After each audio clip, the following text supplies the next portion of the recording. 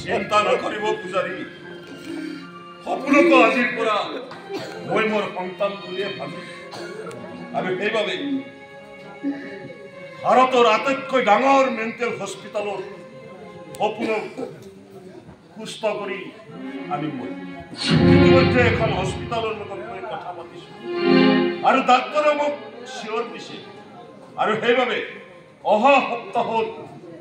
সপোনক চিকিৎসাৰ বাবে মই দিল্লীলৈ লৈ যোৱাৰ বাবে সকলো যোজনা কৰিছো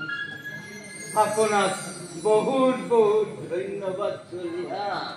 ধন্যবাদ দিব নালাগে পূজাৰী এয়া মোৰ দায়িত্ব আৰু কৰ্তব্য